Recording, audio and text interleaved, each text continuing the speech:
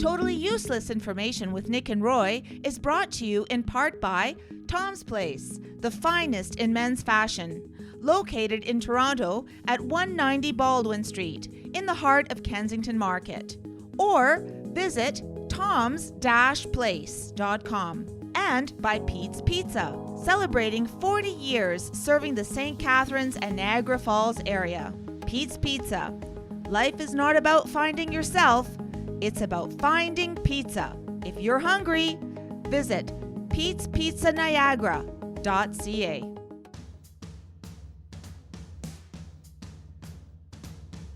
Celebrating 5 years. This is Totally Useless Information with Nick and Roy. Listen, laugh, and learn. What is the most expensive fruit that you can buy? Are you a shush boomer? Hi, I'm Nick. And I'm Roy. And for 5 years, we have been scouring the internet to find out this useless information just for you. And nobody else. Plus, we'll answer your question in the mailbag segment, and this week is a doozy. And in the news, a French company gets hacked by ransomware. Guess what? They wanted a lot of dough. Totally useless information. It's everything you never needed to know.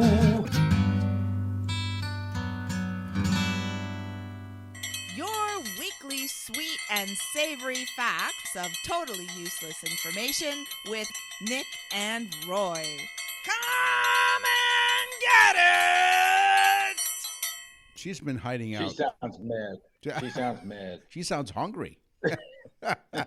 Hey, welcome back. Thanks very much for joining us once again, week after week, 75 countries. And that's my clue. That's my hint for our upcoming Christmas special coming up in December. We are in 75 countries. That's all I'm going to tell them. That's it. No more teasing. Okay. Right off the bat. How many countries? 75 countries and counting. I thought you said no more teasing. Oh, sorry. Wow. True or false? Plum sauce has pumpkin in it. What sauce? Plum sauce. Plum sauce. Uh-huh. I don't know. That's the sauce that you dip your chicken fingers in and all that stuff? Oh, okay. So more like the mandarin orange type sauce for the Chinese food? Is that what? That's it. True or false? Plum sauce has pumpkin in it. False. True.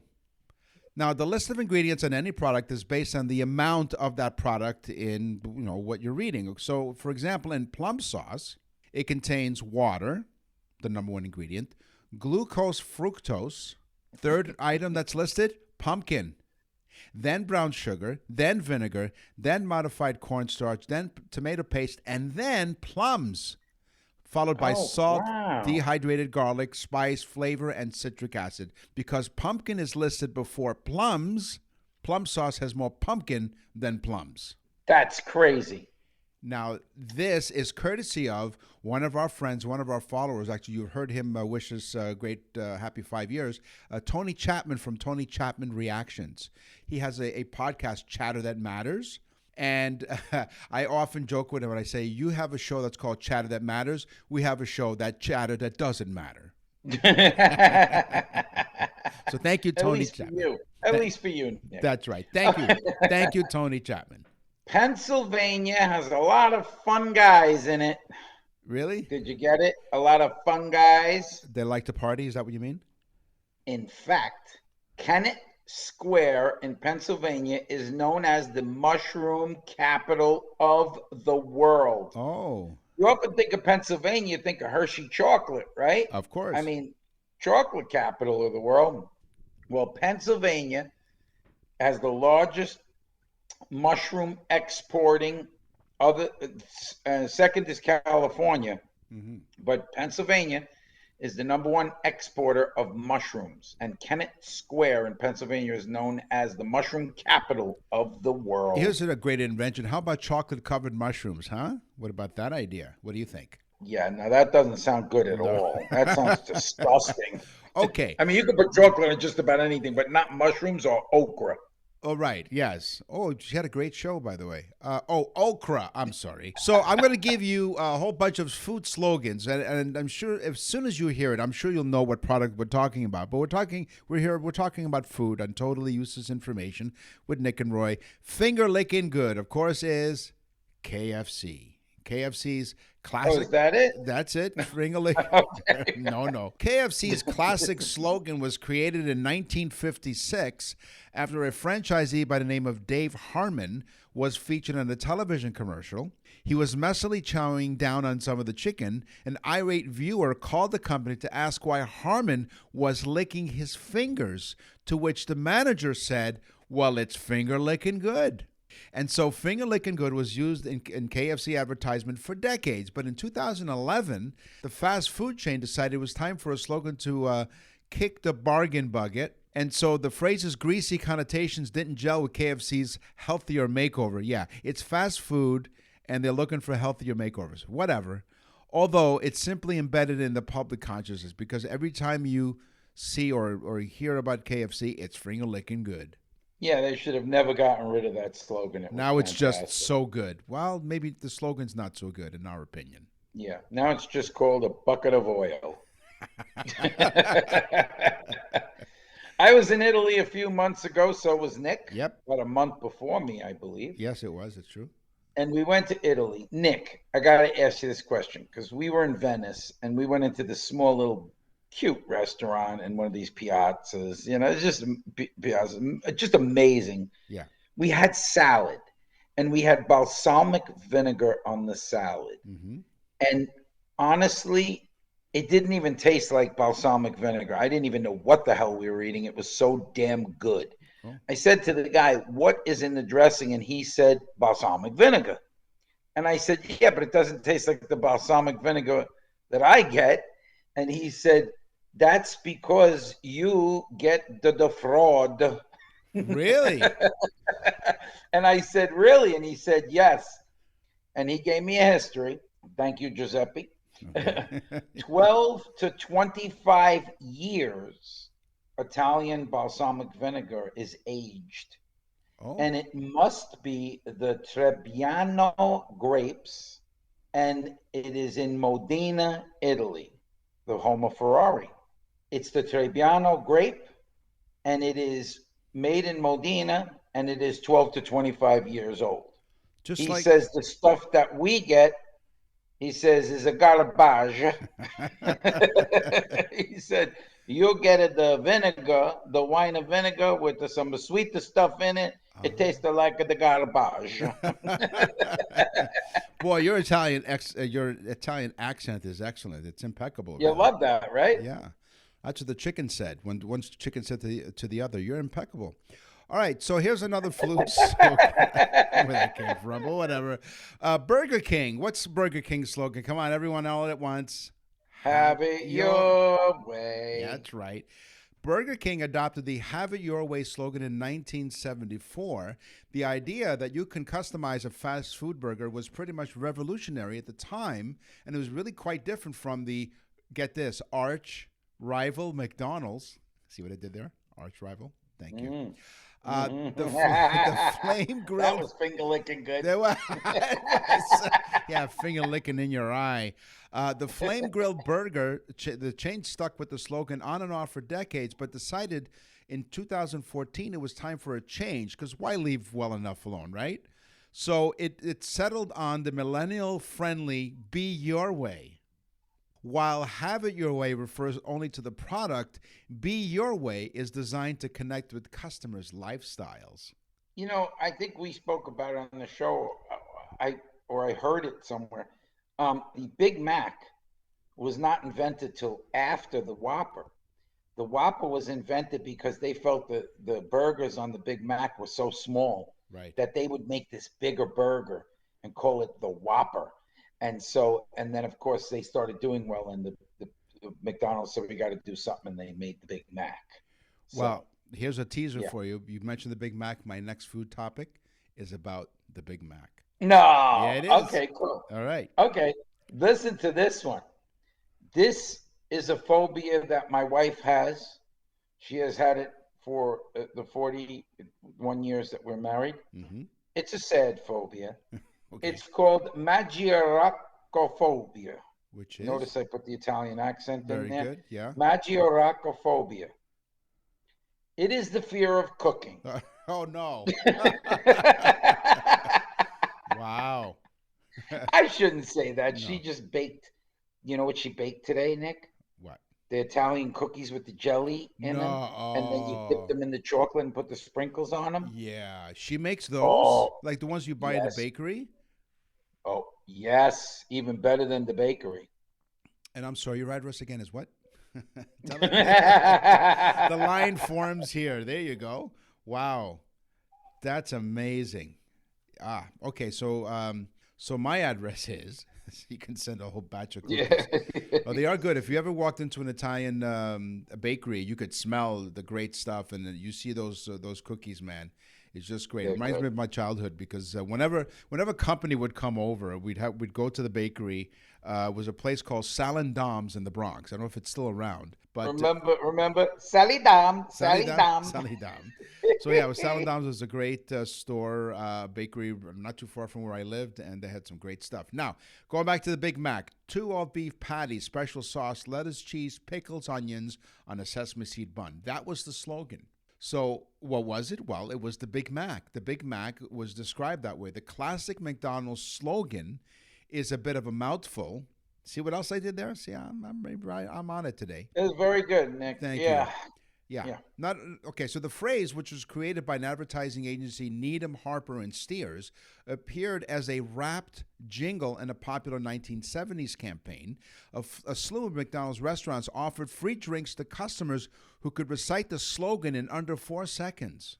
So the retired slogan, which is still widely remembered by people of a certain age, like our age, has since been revived by the chain twice. First in 2003, and then 2008. 2 all-beef patties, special sauce, lettuce, cheese, pickles, onions, on a sesame seed bun.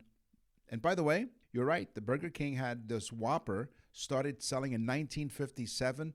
11 years before the Big Mac was introduced. And the reason for Have It Your Way was because McDonald's came out with the 2 all-beef patty, special sauce, lettuce, cheese, pickles, onions. You couldn't have it your way. That's so right. They said, we'll counteract that by saying, you don't need a jingle here. You can have it your way. Yeah, that's right. Now it's known, but now it's Be Your Way. Nick and Roy will continue with totally useless information. You're listening to Totally Useless Information with Nick and Roy. You know, in October, we all had a great time celebrating Pizza Month. Now that we're in a new month, any time of the year is a good time to visit Pete's Pizza. I say when it comes to Pete's, every month is Pizza Month, Nick. Oh, yeah. Pete's Pizza knows the only way to make a perfect pizza is by using the freshest ingredients. Every day they roll out with their own dough to create their signature pizzas. Since 1984, the 6 Niagara locations have been known as the small pizzerias that are big on taste and easy on your budget. With locations across St. Catharines and Niagara Falls, you're just minutes away from some of the best pizza and wings in town. Always open late. Find a Pete's Pizza near you. I don't know about you, Nick. I'll tell you, I'm starting to feel hungry just talking about Pete's Pizza. Yeah. If you've never had Pete's Pizza, you have to try it. And go to their website, Pete'sPizzaNiagara.ca. That's Pete'sPizzaNiagara.ca. By the way, Roy, they called me the other day. They said, please tell Roy, stop licking the screen. Check out their specially marked pizza boxes. When you go to Pete's Pizza and order a pizza, Roy and I have provided useless pizza facts. So when you go there, look for those specially marked boxes. It's a lot of fun. You know, they've been around for 40 years, and Pete's Pizza is family-owned and operated. They began at one location off Pleasant Avenue in St. Catharines, and over 40 years later, the original shop at 6 Pleasant Avenue is still open, as well as the other locations in St. Catharines and Niagara Falls to serve you. So if you're hungry, just like Roy is, visit their website, Pete'sPizzaNiagara.ca. That's Pete'sPizzaNiagara.ca. Plus, they're the greatest people in the world. They do so much for the community. Life is not about finding yourself, Nick. Life is about finding pizza. Pete's Pizza. Totally Useless Information with Nick and Roy continues. Listen, laugh, and learn. Okay, so here's my teaser. All right. The Yubari King cantaloupe, that is the Yubari King cantaloupe, is the most expensive fruit in the world. One of them recently sold at auction. That's how rare they are. Right. Nick, how much do you think for a cantaloupe? $10. You're a little bit off. $27,295. What? One more time. No, tell me again. How much? $27,295. And no prosciutto. No, I was going to say. I was just going to ask you, does that include like fresh prosciutto or speck? No. Can you imagine $27,000 for a melon? You got to be a pretty stupid. You got to have an empty melon to purchase that. Absolutely. Hey, this is something we're full of. It's full of totally useless information with Nick and Roy. That's us. Thanks for joining us. We had someone come up to us and they said, hey, we really like your show. Do you have a website? I'm like, do we have a website? Come on now. Really? We have a website. And because I'm Nick and he's Roy, this is how clever we are. This is our website, nickandroy.com. See? You can't forget that. No, it's like 2 old beef patty special sauce. nickandroy.com. nickandroy.com. And if you go to the Nick and Roy store on nickandroy.com, you'll find an opportunity for you to order a very special birthday message for your loved one. All we do, we get a lot of mail, folks.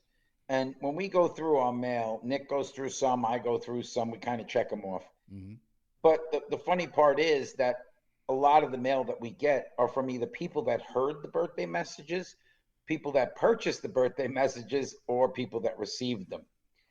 Either way, they are a smash hit. If you go to nickandroy.com and type on the Nick and Roy store, you'll see birthday messages. There's a sample there. Click on it.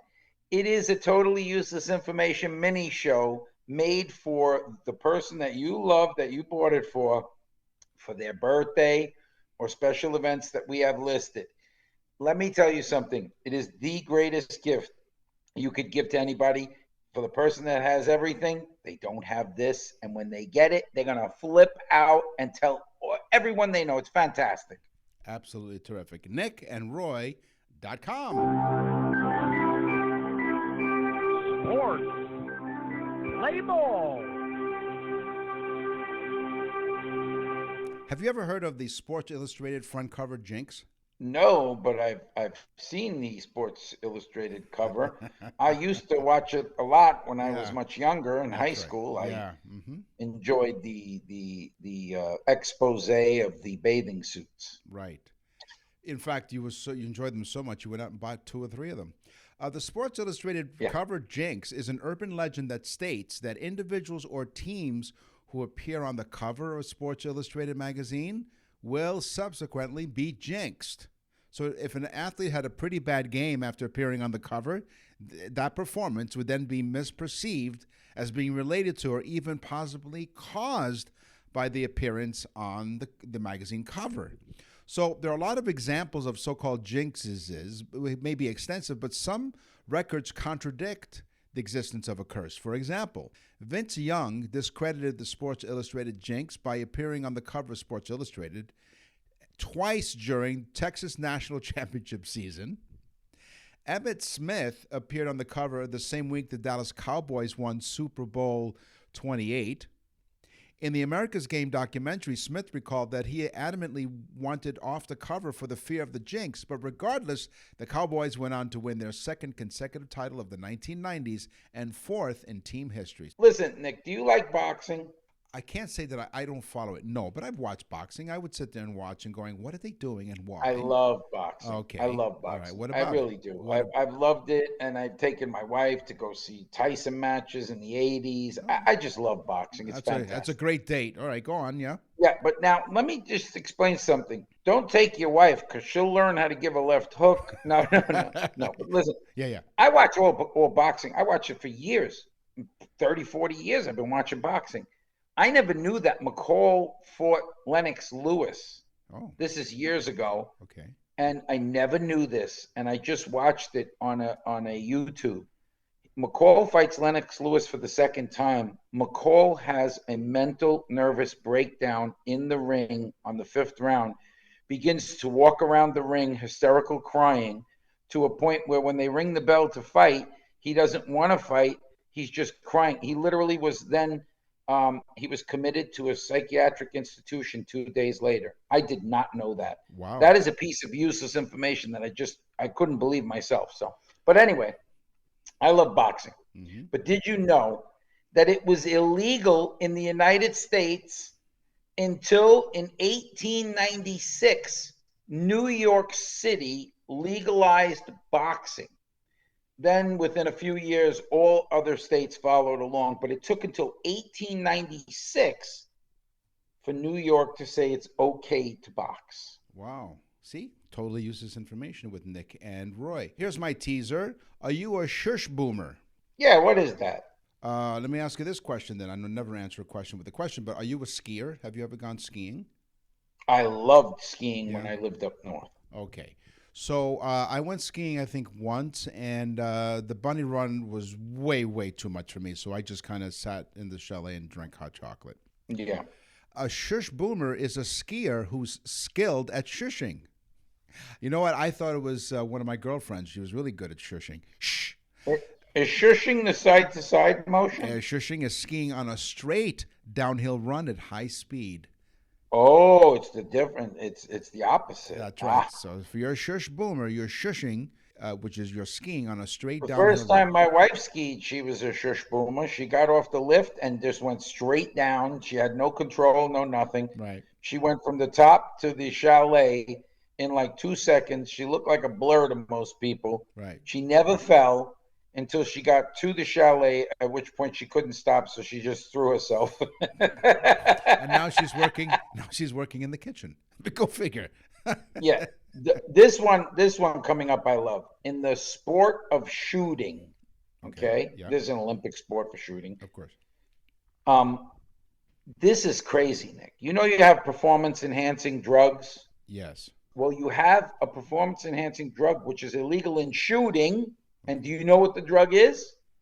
I have no idea. I really don't. Alcohol. Oh. Liquor is considered a performance-enhancing drug during shooting matches because it calms the shooter down, giving him a greater ability and less shake to fire at the target. This I find crazy. A bunch of drunks at a shooting range. What could go wrong? I know, right? What the hell? If it doesn't work good for driving, why the hell would it work good for shooting? Yeah, sorry, officer. I was drinking because I really needed to calm down. Like, come on. The following couple of facts I'm going to talk about NHL and the National Hockey League team mascots. So every team and all sports practically have mascots. There's the oversized animal or person or whatever that's supposed to cheerleaders for the teams basically. So today I'm going to focus on hockey. So of course, being from Toronto, I'll give you the Toronto Maple Leafs mascot. His name is Carlton. He's 6'4", polar bear. The official mascot of the Toronto Maple Leafs. His first public appearance was on October 10th, 1995 at the Leafs home opener in Toronto against the New York Islanders. Now, the reason why I think, this is my guess, the reason why they called it Carlton is because Maple Leaf Gardens, where they used to play, used to be on Carlton Street. And so they named the mascot based on the street they were on. So Carlton the Bear is Toronto Maple Leafs mascot. Now, since you live down in Florida, I figured let me just include the Tampa Bay Lightning. Their mascot is called Thunderbug. It's a black and yellow lightning bug. Do you guys have a lot of lightning bugs down in Florida where you are? Not really, no, but I guess because of the lightning, they picked the lightning bug, and it wears a We jersey. do strange things here in Florida, Nick. Oh, yes. Believe me, I know. I've seen it. So it's a black and yellow lightning bug who wears the jersey with the numbers 00, and he plays a bass drum to simulate a thunderclap. Thunderbug leads the pregame ritual by accompanying Thunderstruck by AC/DC with his drum. Very clever. And during the game, he usually walks around the stands, launches T-shirts to fans, and providing a bass rhythm during organized cheers and chants. Thunderbug. Nick and Roy will continue with totally useless information. We're back with totally useless information with Nick and Roy. Listen, laugh, and learn. Today I figured out how we got to this moment in history. How? The winners of the Olympics of older times, Yes. the winner of the sport was given an olive branch and a silver medal or coin. So he was handed an olive branch and a coin. You're the winner. Great. Okay. Everybody else got to watch that. Okay. It's not until years later that they said, well, let's give it to the winner, the guy that comes in second, the guy that comes in third. Now we got to the point where everybody gets a trophy. Yes. The winner gets the trophy, folks. Yeah. Everybody else should get to watch. Right. That's what breeds excellence. Yes. Absolutely. Yeah. A little bit of heartbreak breeds excellence. Just ask a guy who was married 4 times. Yes. He's been shushed too many times, I think. Yeah, he's been shushed. What was, I think it was Ronnie Dangerfield, he said, yeah, I'm no bargain. He says, I won the gold medal in the Olympics. I had it bronzed. So a couple more NHL hockey mascots. The Florida Panthers. I think they play in Miami, don't they? The other side of where you are? Florida, I believe? I believe so, yes. Their mascot is Stanley C. Panther. Was named in 1995 by Daryl Ambrosini, and the mascot is an anthropomorphic Florida Panther, hence the name of the mascot. He's named after the Stanley Cup, Stanley C. Panther. By the way, you're wondering, and I know you're wondering, what the heck is an anthropomorphic person? I was wondering that, Nick. Yeah, what is an anthropomorphic? It is someone that refers to attributing human traits, emotions, or intentions to non-human entities. So he pretends to be a human, but he's not. Stanley C. Well, I got Panther. one even better for you. Wait a minute. That's totally useless. Wait a minute. Hold on. There is no such thing. Okay. Oh, you got more? Just one last point here. The Yes. NHL's very first mascot was Harvey of the Calgary Flames, debuted in 1984, and as of 2024, the New York Rangers are the only team without a mascot in the NHL. Yeah, because in New York, they probably killed the mascot because they lose so much. Yeah, because he shushed the crowd. Yeah, somebody killed that mascot. Listen, Yeah. the Florida Panthers, right? Yes. Florida Panther. Panther. There is no such thing as a Florida Panther. They are bobcats. But for some reason, they gave it the name Panther, and it stuck. So now it's the Florida Panther. But it really is the Florida Bobcat. Yeah, because whenever they score a goal, I believe they play the sound of a bobcat when they announce the goal. It is a bobcat. Okay. Yeah, because there is no such thing as a Florida Panther. But we call them that. Because, again, it's Florida. Right. We do crazy things. Exactly. Woo. All right. Okay. Minoru Yoshida of Japan. Yeah. Doesn't sound familiar, does it? I can't say that it's no. Who is he or was he? He has the world record, and this is crazy. He has the world record for non-stop push-ups. Considered a sport, Guinness World Book of Records. Non-stop push-ups. How many, Nick, do you think? Push-ups nonstop. Okay. Do you know how long he did this for? No. 'Cause I'm trying to calculate. He didn't have a time limit. He just couldn't stop. He had to keep doing push-ups. 575. 10,507. How is that even possible? Yoshida is also the man who has the world record of the shortest arms because they retracted into his body. 10,000 push-ups. Yeah, I think he's. You know what? I think he's full of Yoshida. You're listening to Totally Useless Information with Nick and Roy. Once again, you visit our website, nickandroy.com, and we'll talk about an email later on. But in the meantime, Throw away your totally useless GPS. It's time for geography. So get lost with Nick and Roy. You know, Nick, yes, the U.S. has a lot of coastline, and I know Canada has a good amount of coastline as well. that's right. But most of your country is divided by the United States. Mm-hmm. But the U.S. has a good amount of coastline. But I did not know this. Because you think of the U.S. coastline as New York, the Eastern Seaboard, California, the Western coastline. Uh-huh. No. 47,300 miles of U.S. coastline is Alaska. Oh. It's all coastline. 47. That's insane, right? 47. Let me read this again to you because it just doesn't make sense. 47,300 miles in the state of Alaska. Yeah. Wow. Crazy. It is.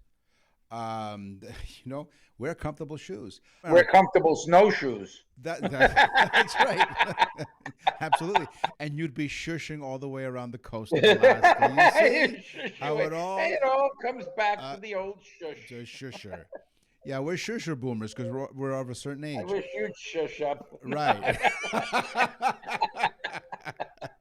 This one's for the tree huggers. The Amazon rainforest, it's important for things like medical stuff, drugs, things like that. But did you know it supplies the earth with 20% of our oxygen? Oh. The ocean takes up a great amount. Of course, the trees around the world also add to it. And the ocean comes in like second place to the Amazon for supplying oxygen. Okay, so how many languages are spoken in New Guinea as opposed to Old Guinea? Papua New Guinea, a sovereign state in Oceania, is the most linguistically diverse country in the world. Oh, wow. There are 839 living languages spoken in that country. 839. Are you serious? In New Guinea? In Papua New Guinea. That's correct. Maybe because it was a heavy trading place or something. I don't know. But see, folks, this is the show where you get stuff that you never imagined you'd learn today. You learned about an overpriced cantaloupe, Nick shushing all over the place. We got people drinking and shooting. Yes, all kinds of stuff. Canada is a big place, Nick. Yes. It's huge. It's 163,000 square miles, Canada? Yes. Well, California is only 9,900, so less than 10,000 square miles, California. You guys are 163,996, so almost 164,000 square miles is Canada. Yes. Your population, 38 million. California's population, 40 million. Actually, just a little bit of an update there. We've surpassed 40 million people. Yeah, we've been getting busy the past couple of years. Yeah, well, we put a trampoline at the Mexican border. Yeah. So when they go to jump the fence, they jump right over the United States into Canada. That's right. Yeah, exactly. Okay, so in South America, I mean, it's a peninsula, right? Like it's surrounded by water. You're thinking it shouldn't have any countries that are landlocked, right? Right. Right. In South America, there are two countries that are landlocked. It's Paraguay and Bolivia. It could be Paraguay as well. I've heard it pronounced like that, but we say Paraguay. Paraguay and Bolivia are the two landlocked countries in South America. Of course, landlocked is a country that has no access to marine water bodies, and it's entirely bordered by land. So Paraguay, and Bolivia are basically they don't have a navy even, right? Because they don't have a sea border. So there are two landlocked countries in South America. Did you know, Nick, Paraguay was a very big spot for Nazi Germans after World War II. They got out of the country before the end of the war and went to Paraguay in South America. The lowest on-land elevation in the world. It is 1,388 feet below sea level. Oh. Okay? You know what that place is? The Dead Sea. Oh. The Dead Sea is 1,388 feet below sea level of the globe. Wow. And it sinks 3 feet every year. That's insane. That's mind-boggling. So if you were to stand on the shoreline for 2 years, you'd be underwater. stand right You there. better shush your way out of that one. That's right. Nick and Roy will continue with totally useless information. Attention, everyone. It's Black Friday, the absolute best time to restock your wardrobe. For the office, an event, or a night out, be ready for it all. Nick and Roy for Tom's Place. It's always important to look your best, and Tom has you covered. From sharp business casual to stylish sports coats and sophisticated suits and tuxedos. Everything a man needs for less, like incredible deals on select dress shirts for only $60. Designer suits starting at $650, now slashed at $375, or an amazing 3 for $1,000. Plus, a huge selection of sports jackets are now 50% off. And that's not all. Oh, my God. His prices are insane. The second floor prices are slashed on suits, sports coats, dress shirts, and pants. Check out their website at toms-place.com. That's toms-place.com for details and even more great deals. Tom's Place Black Friday sale now on at Tom's Place, 190 Baldwin Street in the heart of Kensington Market. Visit Tom's Place at toms-place.com. Tom's Place will suit you. You're listening to Totally Useless Information with Nick and Roy. Listen, laugh, and learn. What's in the mailbag? What's in the mail?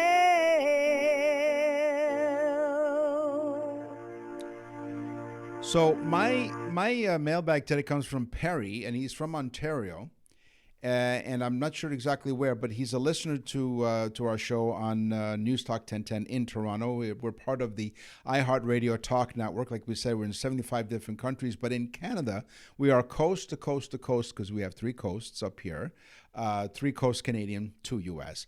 And on the iHeartRadio Talk Network. And so Perry wrote in, and he heard us last week actually talking about knickers. And he said, you know, when you say Nick and Roy, it sounds like both of you wear knickers. Nick and Roy, knickers, right? So I'm thinking, all right, since Perry, you brought this up, these knickers are for you, okay? So I found out this is where knickers came from. Have you ever worn knickers in your life?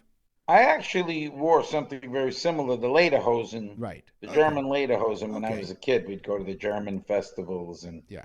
it's kind of like it's a little bit longer short. Mm-hmm. Okay, that was last week, by the way, folks. Knickers. Although I put my Snickers in the freezer before I eat. That's right. Knickers derives from knickerbockers, or loose-fitting short pants gathered at the knee. Because the city's early Dutch settlers wore those pants, New Yorkers were known as knickerbockers.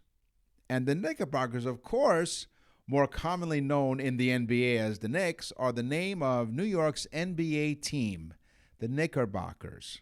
All right? Yeah. So that had me wondering, what other ways are there to call our undergarments? Because I think about this all the time, don't you? No. Okay. I don't. Yeah. So here are some But I'm other... going to hear it. Yes, we are.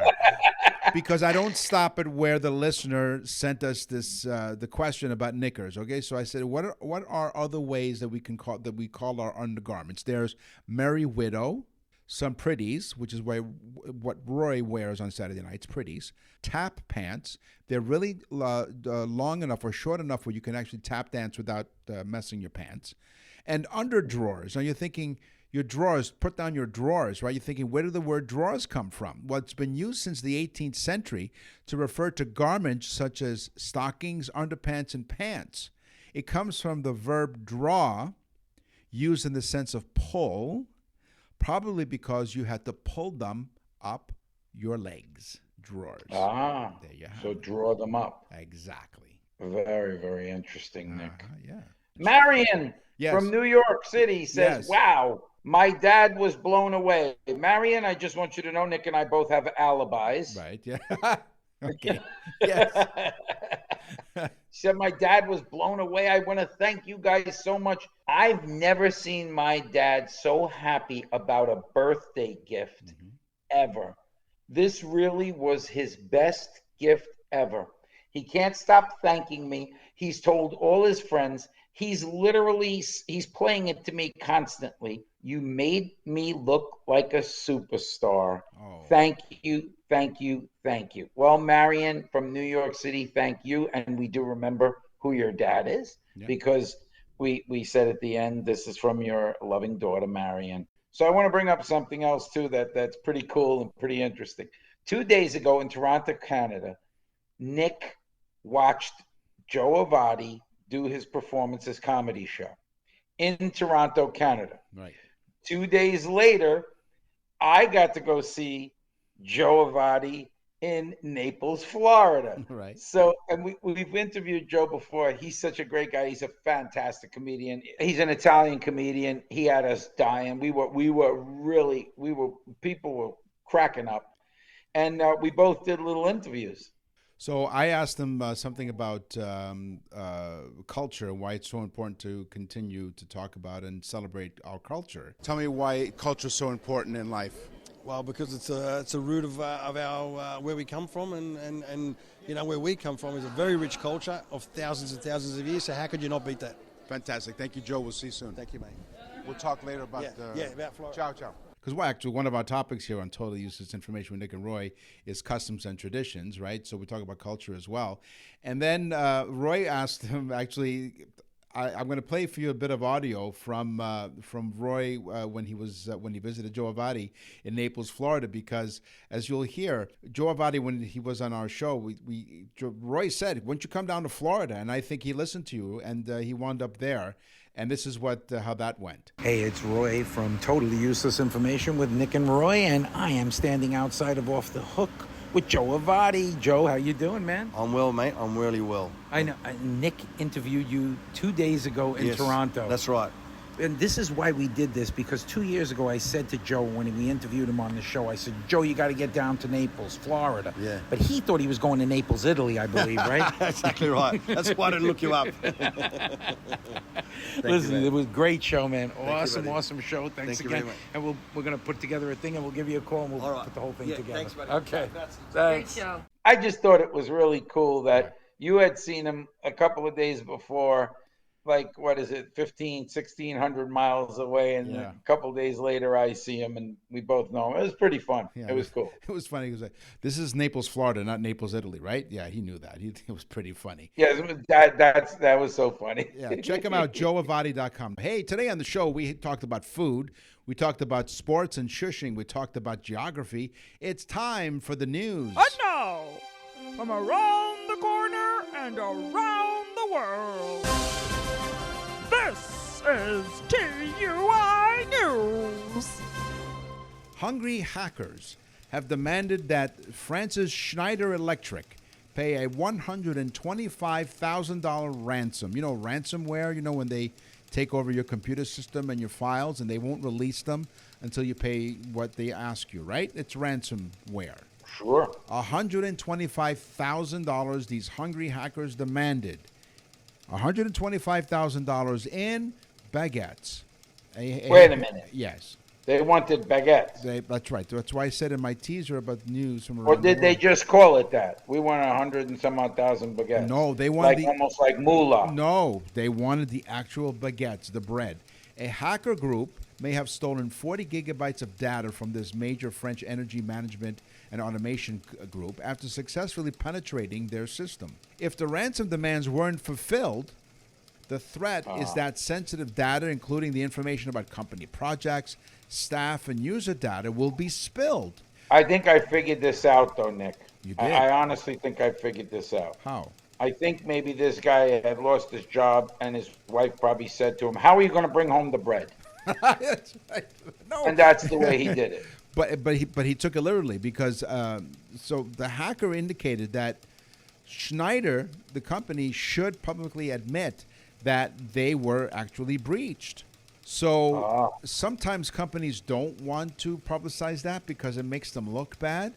But the hackers told Schneider Energy Company to publicly admit the latest data breach, and then they would cut the ransom in half. So how many breads did they want? So then if they admit that they were hacked, their data was breached, the ransom would be decreased to $62,500 worth of baguettes. How did they expect this delivery? Did they want it in a delivery truck, a bread truck? I'm not sure. Did they want them to build a very large bread box? I mean, how did they expect to get this bread? And did they check with the closest breadcrumb factories that they take the stale bread and crush it up? We're not sure. Because I don't understand this. Was it them just trying to get them to admit that they were breached? I don't Or did know. they really want the bread? And did this transaction take place? Well, while you're figuring all that out, Schneider Electric is still investigating the cybersecurity incident, because really, when you come down to it, that's what it is. It's unauthorized access of their internal projects and data and everything else. Okay. Yeah. So they're not procrastinating. They're not loafing on this. No, they're not. That's right. Any way you slice it, they were breached. The firm said that the global incident response team was on the case right away, but insisted that Schneider's electric products and services remain unaffected. Okay. Yeah, they put that famous woman detective on it. I can't remember her name, but she wears her hair in a bun. Right. So they wanted all the dough. That's right. And then half the dough if they admitted. That's right. Wow. There you have it. That is amazing. See, if they were smart, those people would have kept all that information on a SIM Alina card. Wow. Who baked up this scheme? Well, we don't know. We don't know. You know what's funny, Nick? What? People that are listening, Yes. they think we write this stuff down. Folks, we don't. This is literally our defective brains just leaking out into the internet. No, this is our totally useless brain at work. That's all the time that we have for this episode of Totally Useless Information with Nick and Roy. We thank you very much for listening. We will scour the internet and other sources to find out more totally useless information just for you. Well, until then, folks, please tell all your friends to listen, because it's you that over the last 5 years have made this show incredibly popular, and it wouldn't be popular without you, so we thank you so much. And don't forget to visit our sponsors at nickandroy.com. I'm Nick. And I'm Roy. Thanks for listening. Totally Useless Information with Nick and Roy has been brought to you in part by Tom's Place, the finest in men's fashion. Located in Toronto at 190 Baldwin Street in the heart of Kensington Market, or visit toms-place.com. And by Pete's Pizza, celebrating 40 years serving the St. Catharines and Niagara Falls area. Pete's Pizza. Life is not about finding yourself, it's about finding pizza. If you're hungry, visit petespizzaniagara.ca.